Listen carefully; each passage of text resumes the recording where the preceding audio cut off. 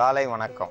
முட்டி வீக்கத்துக்கான மருந்தை பார்க்க போகிறோம். முட்டி வீக்கம்னா நீர்க்கட்டு வேற, முட்டி வீக்கம் வேற, முட்டியில் உள்ள வலிகள் வேற. இந்த வீக்கம் ஏன் வருதுன்னா, அதிகமாக வாழைத்தண்டு சாறு சாப்பிட்டவங்களுக்கு இந்த முட்டியில் உள்ள சதைகள் தன்னால் ஆட ஆரம்பிச்சிடும். அது வீங்க ஆரம்பிச்சிடும். மாடிப்படி ஏற முடியாது. வாழைத்தண்டை கண்டிப்பாக அடிக்கடி சாப்பிடக்கூடாது. வருடத்துக்கு ஒரு முறை சாப்பிட்ணும். அதே மாதிரி சிறுநீரகத்தில் கல் இருந்தால் 3 நாள் மட்டும்தான் சாப்பிட்ணும். அந்த 3 நாள் சாப்பிட்டாலே 6 மாதத்துக்கு அவங்களுக்கு உடல் அசதி இருக்கும். தெரியாதனமாக வருஷக்கணக்கில் நான் சாப்பிட்டேன்னா படுத்தே தான் இருக்கணும், அதுக்கப்புறம் எழுந்திரிச்சு நடக்க முடியாது. யார் சொன்னாலும் அதை அதிக அளவுக்கு சாப்பிடாதீங்க.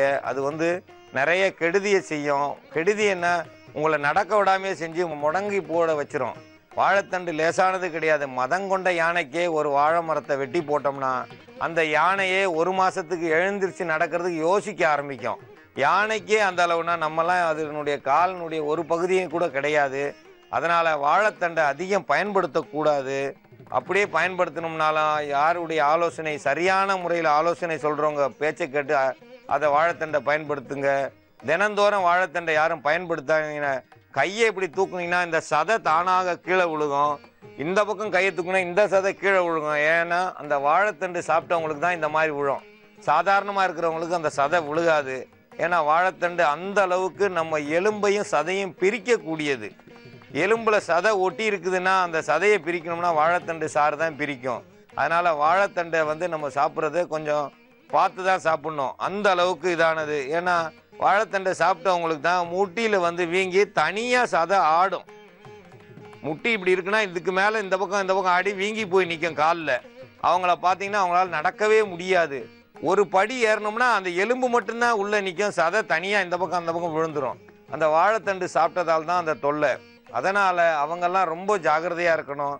இந்த மாதிரி முட்டி வீக்கத்துக்கு நடந்து முட்டி வீங்குறவங்களுக்கு அதுக்கான மருத்துவத்தை இன்னைக்கு பார்க்க போகிறோம். முட்டி வீக்கம்னு சொல்கிற அந்த சதை வீக்கம். அந்த சதை வீக்கம் பெருசாக இருக்கும். அந்த கால், இந்த கால் பெருசாக இருக்குன்னு இந்த காலில் நடந்து 2 காலுமே வீங்கி நடக்க முடியாமல் முடங்கி போய் கிடப்பாங்க. அவங்களுக்கான மருந்து அதில் முருங்கை இலையை பயன்படுத்துகிறோம். எங்கே வலி அதிகமாக இருக்கோ அந்த இடத்துல முருங்கை இலையை அரைச்சி தேய்ச்சிங்கன்னா முட்டி வலியாக இருக்கட்டும், அடி வயிற்றுல வலியாக இருக்கட்டும், முதுகில் வலியாக இருக்கட்டும், கை கால் வலியாக இருக்கட்டும், இந்த முருங்கை இலையை அரைச்சி தடவுனீங்கன்னா அசுர வேகத்தில் அந்த வலி தீரும். நம்ம தைலம் போட்டு தான் அந்த வலி எடுக்கணுன்ற அவசியம் கிடையாது. முருங்கை இலை சாறை போட்டோம்னா உடனே வலி நிற்கும். அதோட சேர்ந்த சவண்டல்னு சொல்லுவாங்க. இது சூபாப்புல்ன்ற மரம். இது அந்த மரத்திலிருந்து கிடைக்கக்கூடிய இந்த சூபாப்புல் இலைகள். சூபாப்புல்னா இது கிராமப்புறங்களில் சூபாப்புல்னுவாங்க. இது அரசு மூலமாக கொடுக்கறதால இதுக்கு சவண்டல்னு பேர். இந்த சவண்டலினுடைய இலைகள். அது மட்டுமல்லாது முடக்காத்தான், இந்த முடக்காத்தான் இலையையும் நம்ம பயன்படுத்துகிறோம். முடக்கு என்றால் முடக்கு வாதங்களை சரி பண்ணக்கூடியது. இதுக்கு தான் இந்த முடக்காத்தானை பயன்படுத்துகிறோம். இந்த முட்டியிலையும் அந்த முடக்காத்தானை பயன்படுத்தி நம்ம சரி பண்ணி வந்தோம்னா ரொம்ப நல்ல ஒரு பலனை கொடுக்கும். இதுக்கு சிறந்த மருந்தா அத்திப்பழம். இன்னைக்கு அத்தி மரத்தில் எல்லா இடத்துலையும் கிடைக்கக்கூடியது இந்த அத்திப்பழம். இந்த அத்திப்பழம் அந்த வீக்கம் உள்ள இடத்துல போட்டோம்னா உள்ளுக்கு சாப்பிட்டாலும் நல்லதை செய்யும், வெளியில போட்டாலும் நல்லதை செய்யும். அத்தி 1000 மருந்துக்கும் இது பயன்படும். எல்லா மருந்துலையும் அத்திகளை பயன்படுத்தணும்னா அந்த அளவுக்கு மருந்தினுடைய வேகத்தை அதிகரிக்கும். நல்ல மருந்தா மாற்றக்கூடியது இந்த அத்தி. இந்த அத்தி பழத்தை இப்போ வச்சிருக்கோம். இதை எல்லாத்தையும் ஒன்று சேர்த்து கால் முட்டி வீக்கத்துக்கு, முட்டி வீக்கம்னா இது கண்டிப்பா இந்த வாழைத்தண்டு சாப்பிட்டவங்களுக்கு வந்தவங்களுக்கு தான் இது. நீர்க்கட்டு அப்படின்றது இல்லை. அது வாழைத்தண்டு அதிகமாக சாப்பிட்டு கால் சதைகள் ஆடி அந்த முட்டியில் போய் தனியாக தொங்கும். அது அந்த சதையே தொங்கும் சதைகள்னு சொல்லுவோம். அந்த சதையே தொங்கி ஆடிக்கிட்டு இருக்கவங்களுக்கு இதை கண்டிப்பாக பயன்படுத்தணும். இவைகளை அரைத்து நம்ம முட்டிக்கு நம்ம பயன்படுத்துகிறோம். அதுக்கான மருத்துவத்தை இப்போ பார்ப்போம். இந்த அத்திப்பழத்தை சிறு சிறு துண்டுகளாக பிச்சு எடுத்து அதோடு சேர்ந்து இந்த முடக்காத்தான் இலையையும் முருங்கை இலையையும் இந்த சவண்டல்ன்ற சூபாப்புல்னுடைய இலையும் ஒன்றாக அரைத்து கலவை அதோட சேர்ந்து நல்லா குழைத்து அந்த அத்திப்பழத்தினுடைய இந்த பிசுபிசு தன்மையை நன்றாக குழைக்கணும். ஏன்னா சரிக்கு சரி அத்திப்பழம் போடணும். அத்திப்பழம் அதிக அளவுக்கு போட்டால் தான் காலில் போட்டோம்னா அது ஒட்டும். வெறும் சாறுனா ஓடி வந்துடும். ஆனால் வலியை கேட்கக்கூடியது இந்த 3 மூலிகைகளும். இந்த 3 மூலிகைகளும் சம அளவு எடுத்துக்கணும். சம அளவு எடுத்தாலே போதும். கால் எவ்வளோ பெருசு இருக்கோ அவ்வளவு தக்கன தான் எடுக்கணும். இது மூன்றும் சேர்ந்து 100 கிராம்னா அத்திப்பழம் 100 கிராம் சேர்க்கணும். இந்த அளவுக்கு சேர்ந்து இதை அரைச்சி எடுத்து நம்ம காலில் தடவி லேசாக மேலே ஒரு துணியை சுற்றிட்டு வந்தீங்கன்னா அந்த முட்டி வீக்கமானது 3 நாளில் வீக்கம் குறைய ஆரம்பிச்சிடும், வலியும் குறைய ஆரம்பிச்சிடும். இதுக்கு நம்ம உள்ளுக்கு சாப்பிட்ற மருந்துனா கண்டிப்பாக அத்திப்பழத்தை தேனில் கலந்து சாப்பிட்டு வந்தோம்னா நல்ல ஒரு நிலையில் காலினுடைய பலனை கூட்டும். இந்த பருத்திப்பால்னு சொல்லுவோம். கால் நடுக்கம் உள்ளவங்களுக்கும் நடக்க முடியாதவங்களுக்கும் பருத்திப்பால், அந்த பருத்திப்பால் ஏற்கனவே நம்ம பண்ணி காட்டியிருக்கோம். அந்த பருத்திப்பால் சாப்பிட்டு நல்லா காய்ச்சி ஆற வச்சு சாப்பிட்டா நரம்பு மண்டலங்களும் சதையில் உள்ள வலிகளும் குறைஞ்சி நல்லா இருப்பாங்க. அவங்களுக்கு இந்த அத்திப்பழத்தை உள்ளுக்கு சாப்பிட கொடுங்க, பருத்திப்பாலை கொடுங்க. அதோடு இல்லாமல் இந்த முட்டி மேலே இதை சேர்த்து போட்டு வந்தோம்னா சதைகள் உள்ள நீர்களை வெளியெடுக்கும். இது பசை போல பிடிக்கும். சரிக்கு சரி அளவுக்கு இந்த அத்திப்பழத்தை சேர்க்கணும். ஏன்னா அத்திப்பழம் சேர்ந்தாதான் முட்டியினுடைய வீக்கம் சரியான அளவில் குறையும். அத்திப்பழத்தில் ஆயிரக்கணக்கான விதைகள் இருக்கும். அத்தனை விதைகளும் சேர்ந்து நம்ம ரோமக்கண்ணை பூரா அடைச்சி அதில் உள்ள நீரை இழுக்க ஆரம்பிச்சிடும். அப்படி இழுக்கும் பொழுது முட்டியில் உள்ள வீக்கம் கொஞ்சம் கொஞ்சமாக குறையும். மேலே ஒரு துணியை இழுத்து சுற்றி கட்டிட்டோம்னா அந்த காலினுடைய வேதனை குறையும், நடக்கும்போது வேதனை குறையும். 3 நாளில் வலியை குறைக்கக்கூடியது. நம்ம தேவைன்னா 3 நாளுக்கு ஒரு முறை கட்டலாம். தினந்தோறும் கட்டணு வருஷம் 365 நாள் எதையுமே மருந்தாக பயன்படுத்தக்கூடாது. விருந்தும் மருந்தும் 3 நாள் தான். 3ஆவது நாளுக்குள்ளே அதை எல்லாத்தையும் சரி பண்ணிடணும். இல்லைன்னா அடுத்து வேற ஏதோ நம்ம காலில் இருக்குன்னு நினச்சிக்கிறணும். அவர் சொல்லிட்டாரேன்னு சேர்ந்து காலை சேர்த்து இறி கட்டி ரத்தம் ஓட விடாமல் கட்டி நிறைய பேர் காலுக்கு கீழே ரத்தம் ஓட விடாமல் செஞ்சிடுறாங்க. ஒரு கட்டு கட்டினா கண்டிப்பாக 24 மணி நேரத்தில் அந்த கட்டை கழட்டி எரிஞ்சிடணும். இல்லைன்னா அந்த துணிகளே பசை போல தொடைகளை அறுக்க ஆரம்பிச்சிடும். அந்த சதைகள் உள்ள தோள்களை கிழிச்சிரும். தோள்களை கிழிச்சோம்னா சொல்லுவாங்க குத்து காயம் பாதினா கோர்வை காயம் பாதி. நான் பாட்டுக்கு இருந்தேன், ஏதோ ஒன்று சொன்னாங்க, காலில் கட்டி இப்போ கால் பூரா புண்ணா வந்திருக்குன்னுவாங்க. ஆனால் நம்ம இன்னைக்கு சுற்றினோம்னா, இன்னைக்கு ராத்திரி சுற்றிட்டோம்னா மறுநாள் காலையில் அல்லது மத்தியானத்துக்குள்ளே அதை சுடுதண்ணி வச்சு கழுவி எடுத்துட்டு நல்லா தவிட்டு ஒத்தனம் கொடுக்கணும். தவிட்டு ஒத்தனம் கொடுக்கும்போது சுகமான ஒரு வலி இருந்தாலும் சுகமாக இருக்கும். கொஞ்சம் கொஞ்சமாக வத்திடும். சிறுக சிறுக அந்த முட்டியினுடைய அளவு குறைஞ்சி நடக்கும்போது ஆடும் சதைகள் தொங்கும் சதைகள் கரைய ஆரம்பிக்கும். இந்த அத்திப்பழமானது உள்ளே இருந்தும் வேலை செய்யும், வெளியிலிருந்து வேலை செய்யும். அத்திப்பழத்தை தேனோட சேர்ந்து நம்ம உள்ளுக்கு சாப்பிட்டோம்னா உள்ளே இருந்து நீர்களை வெளியாக்கி அந்த முட்டிகளில் உள்ள சதைகளில் நீரை வெளியேற்றும். வெளியிலிருந்து போடும்போது வெளியிலிருந்து அதை உள்ளே இருக்கிற நீரை வெளியில் எடுக்கும். தேவையில்லாத அளவுக்கு இருக்கிற அந்த வீக்கத்தை குறைக்கக்கூடியது. முருங்கை இலைச்சாறு ஏன்னு சொல்கிறோம்னா, முருங்கை இலைச்சாறு எந்த இடத்துல நம்ம தேய்க்கிறோமோ அங்கே எவ்வளவு வலி இருந்தாலும் அசுர வேகத்தில் அந்த வலி எடுக்கக்கூடியது. நம்ம முருங்கை இலைச்சாறு தானே நம்மக்கிட்ட எப்பயும் இருந்துச்சு, அதை எதையுமே பயன்படுத்துறதில்லை. ஏன்னா இதில் யாருமே மருந்தடிக்கிறது கிடையாது. முருங்கை இலையில் மருந்தே அடிக்க மாட்டாங்க. அப்போ அதனுடைய தன்மை வேற மாதிரி இருக்கும். இந்த சவண்டல் மரம் கிட்டையே கிடையாது, குறைஞ்சது 60 அடி உயரத்துக்கு மேலே போயிடும். அதனால அங்கே யாரும் மருந்தடிக்க மாட்டாங்க. முடக்காத்தான் எங்கும் மருந்தடிக்காத வேலிகளில் தான் வரும். அந்த வேலிகளில் வர்றதால இதையும் சேர்த்து எடுத்து போட்டு நம்ம அரைச்சோம்னா முடக்கு காத்தான் முடக்காமல் இருக்க, கால்களும் கைகளையும் முடக்கி போடாமல் இருக்க இந்த முடக்காத்தான் இலை. அதனால தான் அதுக்கு முடக்காத்தான் நம் முன்னோர்கள் சரியான பேர் தான் வைப்பாங்க, எதையுமே தவறாக வைக்க மாட்டாங்க.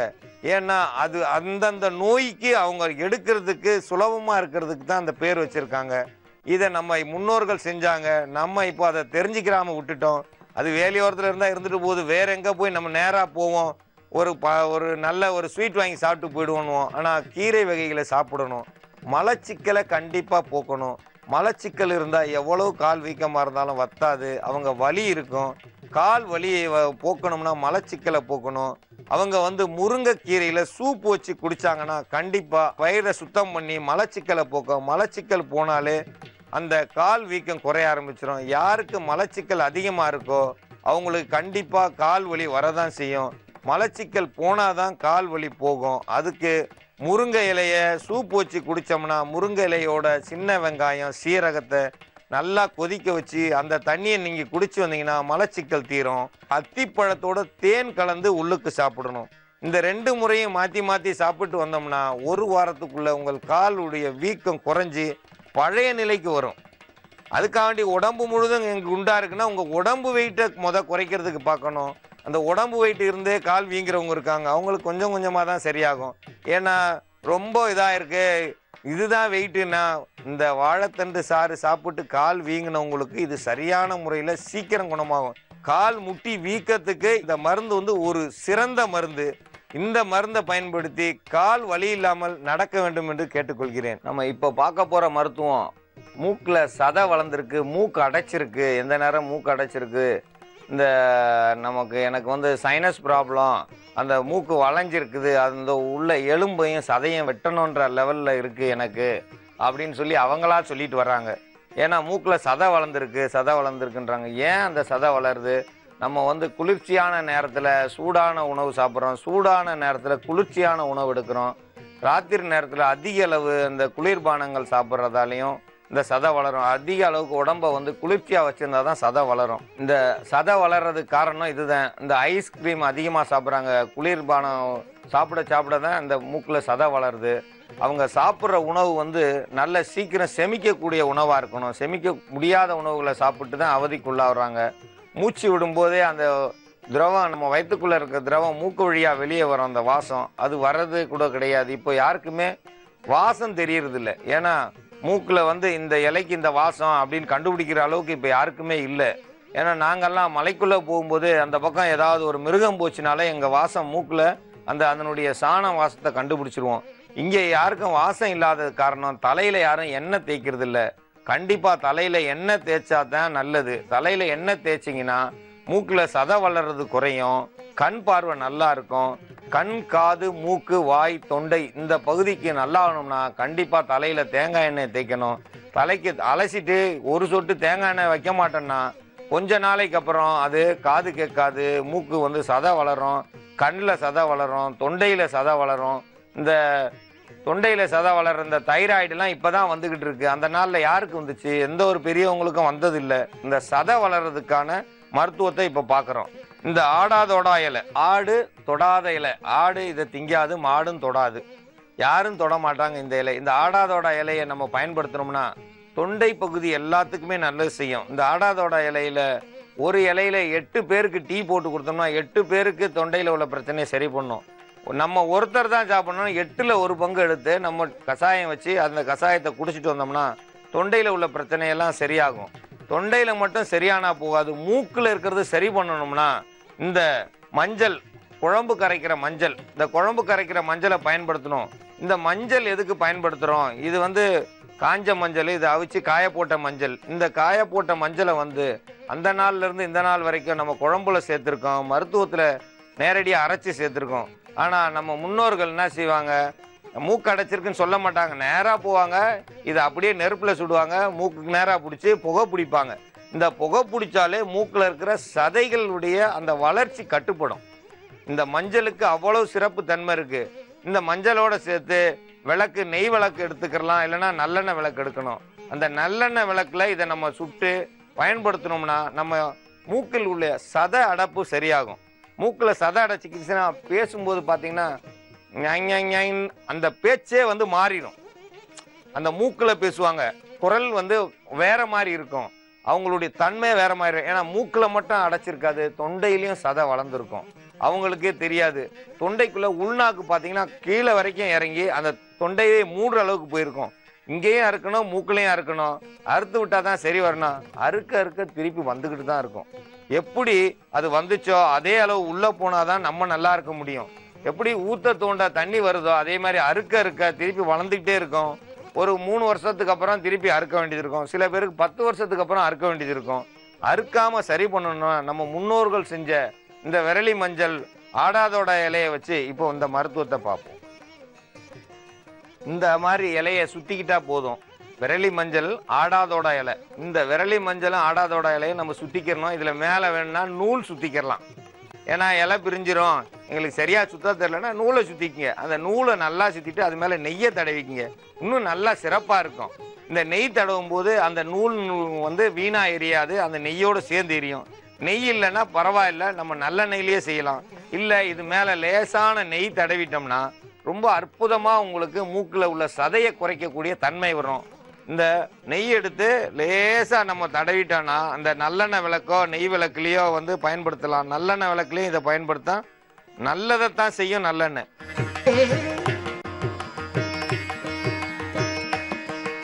இந்த மாதிரி விளக்குல வைக்கணும். மூக்குக்கு நேராக கொண்டு வந்து அப்படி மூக்கை பிடிச்சிட்டு உறிஞ்சினோம்னா எந்த மூக்கு அடப்பு இருக்கோ அந்த மூக்கில் இந்த புகை லேசாக தான் தெரியும், உள்ளே போய் சுரீர்னு பிடிக்கும். அந்த பிடிக்கும் போது அந்த சதை சுருங்க ஆரம்பிச்சிடும். இந்த எரியும் போதே லேசாக அடிக்குது பார்த்தீங்களா, இந்த புகை போதும். வட்டத்துக்கு வட்டம் நம்ம மூக்குக்கு நேராக அப்படி மூக்கில் முகந்தா போதும். மூக்கு நேராக வச்சு நம்ம முகந்தோம்னா மூக்கில் உள்ள சதையினுடைய அடப்பை வந்து திறக்கும். கொஞ்சம் கொஞ்சமாக சதை குறைய ஆரம்பிக்கும். இந்த வாசம் பட்டாலே மஞ்சளும் ஆடாதோட நெய் கலந்த கலவையை நம்ம மூக்குக்கு நேராக காட்டி இந்த நல்லெண்ணெய் விளக்கில் தான் பயன்படுத்தணும். இல்லை நெய் விளக்கு இருக்குன்னா பயன்படுத்துங்க, தப்பு இல்லை. தேங்காய் எண்ணெய் விளக்கில் பயன்படுத்தலாம்.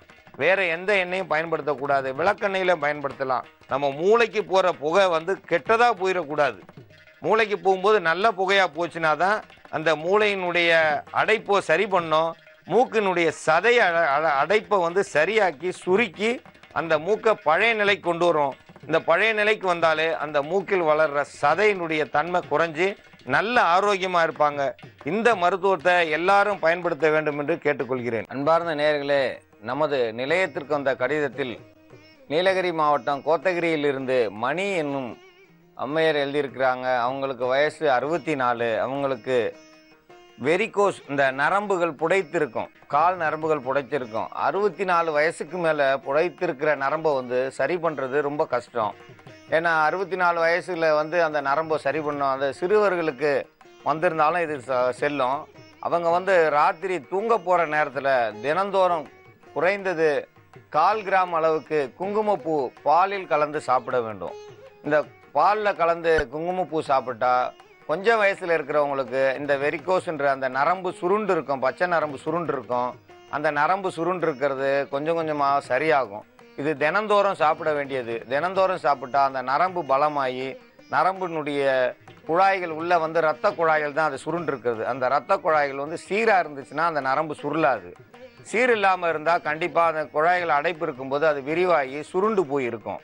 அந்த சுருண்டு போய் இருக்கிறதுக்கு கண்டிப்பாக வந்து இந்த குங்குமப்பூ நல்ல வேலை செய்யும். குங்குமப்பூவை பாலில் கலந்து சாப்பிடணும். 1 கிராம் வாங்கினா கண்டிப்பாக 4 நாட்களுக்கு இந்த குங்குமப்பூவை சாப்பிடணும். இதே மாதிரி கொஞ்ச நாள் சாப்பிட்டே ஆகணும். குறைந்தது ஒரு 48 நாள் சாப்பிட்டிங்கன்னா அந்த நரம்புகள் வந்து அடுத்து வந்து பெருசாகாமல் பார்த்துக்கிறோம். அவங்க இந்த முறையை பயன்படுத்தணும். அது இல்லாமல் அவங்களுக்கு சிறுநீரகத்தில் கல் இருக்குதுன்னு எழுதியிருக்காங்க. சிறுநீரகத்தில் கல் இருந்தால் ஏற்கனவே நம்ம செஞ்சு காட்டியிருக்கோம். திராட்சை பழம் ஒரு 1/4 கிலோ திராட்சையை உப்பு தண்ணியிலையும் மஞ்சள் தண்ணியிலையும் கழுவிட்டு 15 மிளகு அதோட சேர்த்து கண்ணு பீழை அப்படின்னு சொல்கிற அந்த சிறு பீழையை வந்து ஒரு கைப்பிடி அளவுக்கு எடுத்து அதோட சேர்ந்து மொத்தமாக அரைச்சி எடுத்து அதை குடிச்சிட்டு வந்தாங்கன்னா 3 நாளில் அந்த கல் கரைய ஆரம்பிச்சிடும். 7 நாள் வரைக்கும் குடித்தா போதுமானது. அந்த அவங்களுக்கு அந்த கல் இருக்கிறதால இடுப்பு வலி இருக்கும், அந்த இடுப்பு வலியும் குறைஞ்சிரும். அந்த சிறுநீரக பையில் கல் இருந்தால் தான் அந்த கண்டிப்பாக அந்த வலியை உண்டாக்கும். இடுப்பு வலி வந்துச்சுனாலே சிறுநீரக பையில் வந்து கல் இருக்குன்னு அர்த்தம். அந்த கல் இருக்கிறத கரையிறதுக்கு இந்த திராட்சை பழம், மிளகு, கண்ணுப்பீழை இது 3ம் கலந்த கலவையான அந்த ஜூஸை குடிச்சிங்கன்னா கண்டிப்பாக சிறுநீரக பை சுத்தமாகும். சுத்தமாகும் போது இடுப்பு வலியும் குறையும், கல்லும் வெளியே ஆகிடும். இந்த முறையை பயன்படுத்தி கல்லை வெளியே எடுக்கணும். அது இல்லாமல் அவங்களுக்கு கர்ப்பப்பையில் கட்டி இருக்குன்னு ஒரு மனிதருக்கு ஒரு மருத்துவம் சொல்லலாம். ஒரு மனிதருக்கு இருக்கிற மருத்துவத்தை பூரா எழுதி வச்சிருக்கிறாங்க. 64 வயசுல வந்து எத்தனை நோய்க்கு அவங்க மருந்து சாப்பிட்றது. அதிக அளவு வருத்தம் இருக்கிறதால தான் கட்டி வரும்னு நான் ஏற்கனவே சொல்லியிருக்கேன். சதை கட்டி அவங்களுக்கு இருக்கு. 64 வயசுக்கு மேலே அதை கரைச்சாலும் கஷ்டம். அது அவங்க கண்டிப்பாக அறுவை சிகிச்சை மூலமாக தான் எடுக்க முடியும். சாதாரணமாக அதுக்கு வந்து கரைக்கிறதுக்கு வேற எந்த ஒரு இதை கொடுத்தாலும் அது கரையாது. அப்படியே கரைஞ்சதுன்னா குறைந்தது ஒரு 3 மாதம் அளவுக்கு ரத்தம் விடாமல் போய்கிட்டு இருக்கும். ரத்தம் விடாமல் போயிருந்தா உடல் பலம் கெட்டுரும். அதனால் இந்த முயற்சியை கண்டிப்பாக மாற்றி நீங்கள் அறுவை சிகிச்சைக்கு தான் அதனுடைய உபத்திரம் அதிகமாக இருந்தால் அறுவை சிகிச்சை மூலம் தான் அதை சரி பண்ணணும். இதை நாங்கள் போய் மூலிகை மருத்துவத்தில் சரி பண்ணுறேன்னு சொல்லி வேற எங்கேயாவது மருந்தை சாப்பிட்டு அது நிற்காமல் ரத்தம் போச்சுன்னு வச்சுங்க, யாராலையும் நிப்பாட்ட முடியாது. அதுக்கப்புறம் அது கட்டி உடைஞ்சிருக்கா இல்லை வேற ஏதாவது ஆயிருக்கா நமக்கு தெரியாது. அதனால் இந்த வயசுக்கு மேலே அதுக்கான மருத்துவத்தை செய்யாதீங்க. அது மட்டும் இல்லாது தைராய்டு இருக்குது அந்த அம்மாவுக்கு. எத்தனை பிரச்சனை இருக்கு பாருங்க. அப்போ கவலை மேல் கவலை அதிகமாக இருக்க போய் தான் கர்ப்பப்பையில கட்டி வந்திருக்கு. ஒரு நோய் வந்தாலே வருத்தப்படுறோம். இத்தனை வந்திருந்தா கண்டிப்பா ரொம்ப வருத்தப்பட்டிருப்பாங்க. அந்த வருத்தம் அதிகமாக கர்ப்பப்பையில சதக்கட்டி உருவாகத்தான் செய்யும். இந்த சதக்கட்டி இருந்தா இந்த மாதிரி அதை சரி பண்ண இந்த வயசுக்கு மேல சரி பண்ண முடியாது. முடியும்னா அவர் தாங்கக்கூடிய வயசுல தான் செய்ய முடியும். இந்த 64 வயசுக்கு மேல அதை போய் நம்ம மருத்துவம் செய்யறோம், நீங்க அந்த இதுல செஞ்சிருக்கீங்க, அதை நான் செய்ய போறேன்னு செஞ்சு ஆபத்தான நிலைக்கு போயிடாதீங்க. கண்டிப்பா இது மருத்துவர் ஆலோசனையோட செய்ய வேண்டியது. இந்த தைராய்டுக்கு ஆடாதோட இலை, மிளகு, கொஞ்சம் சுக்கு, கொஞ்சம் திப்பிலி, இதை தினந்தோறும் அளவுக்கு ஒரு டீ மாதிரி போட்டு குடிச்சு வந்தீங்கன்னா இந்த வயசுக்கு மேல அந்த தைராய்டு உங்களை எதுவும் செய்யாது. அந்த இருக்கிற நிலையிலேயே இருக்கும். இந்த முறையை தான் நீங்க பயன்படுத்தணும். அதை விட்டுட்டு நான் எதை பார்த்தோமோ அதெல்லாம் செய்வேன், அந்த சின்ன பிள்ளைங்களுக்கு செஞ்ச மருத்துவத்தை பூரா நான் செய்வேன்னு செய்யாதீங்க. உடனே பெரிய சிக்கலை உண்டு பண்ணிடும். தைராய்டுக்கான மருத்துவம் இந்த டீ மாதிரி போட்டு குடிங்க. கர்ப்பப்பைக்கு கண்டிப்பா கர்ப்பப்பையில் உள்ள கட்டிக்கு மருத்துவர் ஆலோசனை கண்டிப்பா உங்களுக்கு தேவை. நிறைய மருத்துவரை போய் அணுகுங்க. அது எந்த மருத்துவராக இருந்தாலும் அவருடைய ஆலோசனையின் பேரில் எந்த முடிவு எடுக்கணுமோ அவர் உங்களுக்கு சரியான முடிவு எடுத்து தருவார். அது ஆங்கில மருத்துவரோ அல்லது சித்த மருத்துவரோ இல்லை வேற எந்த மருத்துவரோ, நீங்கள் போய் அவங்கள தான் சந்திக்கணும். நீங்களாம் இதில் முடிவெடுக்க முடியாது. உங்களுக்கு கர்ப்பப்பையில் கட்டி இருக்குன்னு கண்டுபிடிச்சி சொன்னவங்க அதுக்கான வழியை சொல்லுவாங்க. அந்த முறையை நீங்கள் பின்பற்றணும். அதை விட்டுட்டு நான் இதை செய்வேன் அதை செய்வேன்னு செய்ய வேண்டாம். ஆனால் உங்களுக்கு சிறுநீரகத்தில் இருக்க கல்லை கரைக்கிறதுக்கு நம்ம ஏற்கனவே சொல்லியிருக்கோம். திராட்சை பழத்தில் இந்த சாறு எடுத்து சாப்பிடணும்னு அந்த முறையை பயன்படுத்தி நீங்கள் அந்த திராட்சை பழத்தை சாப்பிட்டு உங்களுடைய உடல் நலத்தை பாதுகாத்துக்குங்க. இனி 64 வயசுக்கு மேலே போய் ஆப்ரேஷன் செய்ய முடியாது எல்லாம்னா இந்த சிறு வைத்தியங்களை செஞ்சு உங்கள் உடல் நலத்தை பாதுகாக்க வேண்டும் என்று கேட்டுக்கொள்கிறேன்.